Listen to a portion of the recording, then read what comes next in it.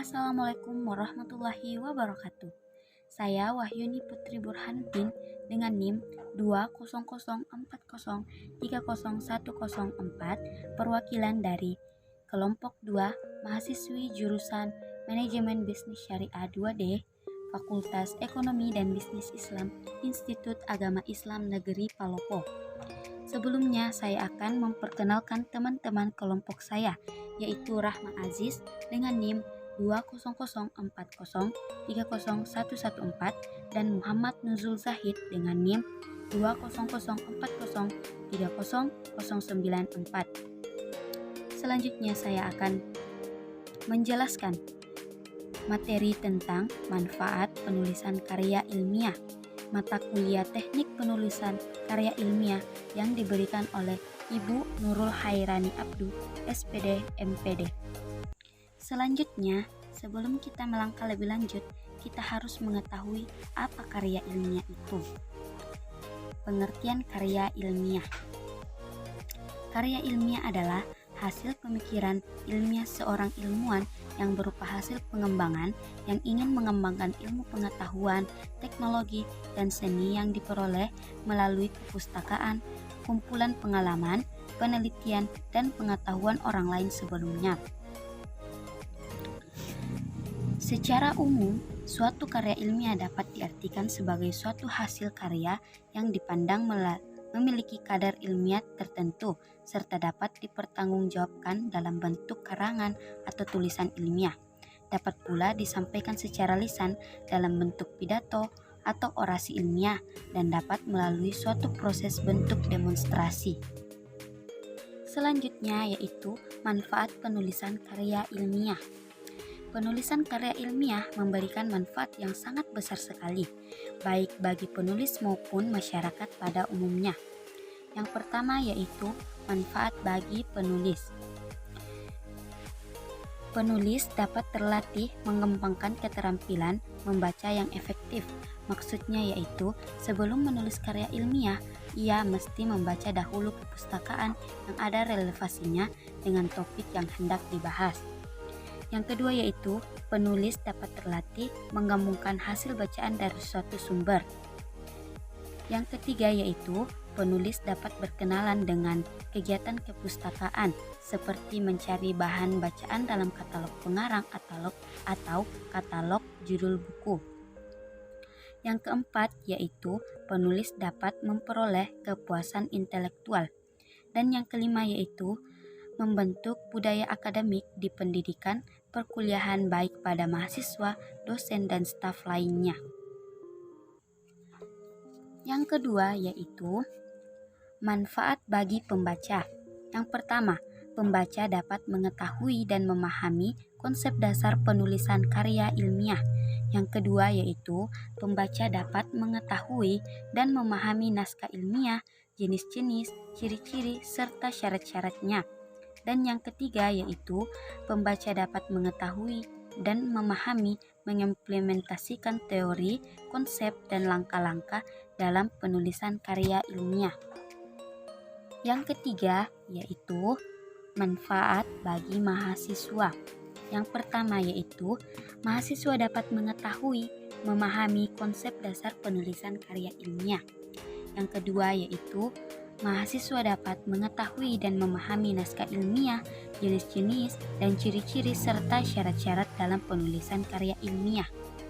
Dan yang ketiga yaitu mahasiswa dapat mengetahui, memahami, dan menguasai tentang pembuatan skripsi, tesis, disertasi, jurnal. Dan yang keempat yaitu menurut Sikumbang pada tahun 1981. Yang pertama yaitu penulis dapat terlatih mengembangkan keterampilan membaca yang efektif. Yang kedua yaitu penulis dapat terlatih menggabungkan hasil dari bacaan dari sumber. Dan yang ketiga yaitu penulis dapat memperoleh kepuasan intelektual. Dan yang terakhir yaitu penulis turut memperluas cakrawala ilmu pengetahuan masyarakat. Selanjutnya yaitu menentukan topik karya ilmiah. Hal pertama yang harus ditentukan adalah topik. Topik yang ditentukan pertama kali biasanya bersifat sangat luas dan masih umum. Setelah menentukan topik, kita dapat menggambarkan masalah yang dimaksud dengan lebih jelas dan fokus. Maka dari itu, topik yang dikembangkan harus dibatasi ruang lingkupnya agar tetap relevan dengan masalah yang dimaksud. Salah satu cara untuk mengembangkan topik adalah dengan brainstorming atau curah gagasan. Ada beberapa cara untuk mengembangkan topik. Yang pertama itu mencari aspek yang terkait dengan topik. Yang kedua yaitu mencari sinonim dari topik yang diinginkan.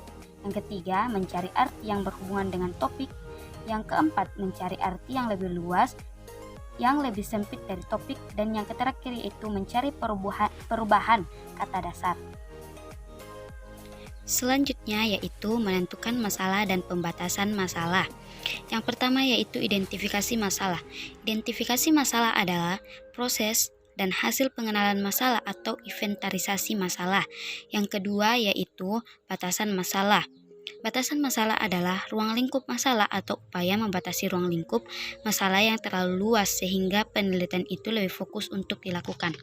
Maka dari itu, ada beberapa hal yang dapat dijadikan sebagai sumber masalah. Yang pertama yaitu bacaan. Sumber bacaan bisa dari jurnal-jurnal penelitian yang berasal dari laporan hasil-hasil penelitian yang dapat dijadikan sumber masalah. Yang kedua yaitu pertemuan ilmiah. Masalah penelitian dapat diperoleh melalui pertemuan-pertemuan ilmiah seperti seminar, konferensi nasional dan internasional. Selanjutnya itu pernyataan pemegang kekuasaan atau otoritas. Orang yang mempunyai kekuasaan atau otoritas cenderung menjadi figur publik yang dianut oleh orang-orang yang ada di bawahnya. Selanjutnya itu observasi atau pengamatan. Pengamatan yang dapat dilakukan seseorang peneliti tentang suatu yang direncanakan ataupun tidak direncanakan, baik secara sepintas ataupun dalam jangka waktu yang cukup lama, terstruktur atau tidak terstruktur. Itu dapat melahirkan suatu masalah. Selanjutnya itu wawancara dan angket. Melalui wawancara kepada masyarakat mengenai suatu kondisi aktual di lapangan dapat menemukan masalah apa yang sekarang dihadapi masyarakat tertentu. Selanjutnya itu pengalaman.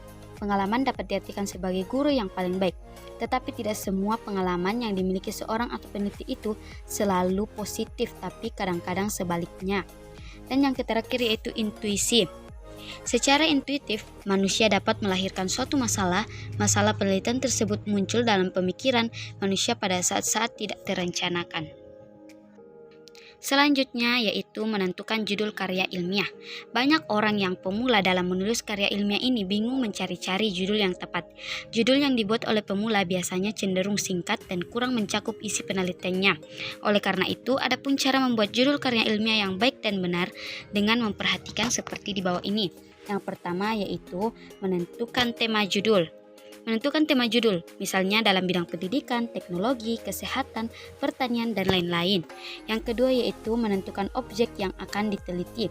Misalnya dalam tema pertanian kita dapat memilih kacang hijau sebagai objek. Sebaiknya dalam pemilihan objek peneliti objek yang disukai agar semangat dalam mengerjakannya. Yang ketiga yaitu menemukan apa yang akan diteliti dari objek yang dipilih, misalnya pengaruhnya, kualitasnya, manfaatnya, dan lain-lain. Yang keempat yaitu mencari bagian objek mana yang akan diteliti, misalnya daun, batang akar, maupun semua bagian tumbuhan itu. Yang kelima yaitu menentukan media sehingga kita dapat menghubungkan apa yang diteliti dan bagian apa yang diteliti. Misalnya seperti cahaya matahari, pembangunan nasional, dan lain-lain. Dan yang terakhir yaitu membuat kalimat yang tepat. Contohnya yaitu menggabungkan tema, objek suatu yang diteliti, bagian yang diteliti, dan medianya. Sekian penjelasan materi manfaat penulisan karya ilmiah yang saya jelaskan. Kurang dan lebihnya saya mohon maaf. Wabillahi taufiq wal hidayah. Wassalamualaikum warahmatullahi wabarakatuh.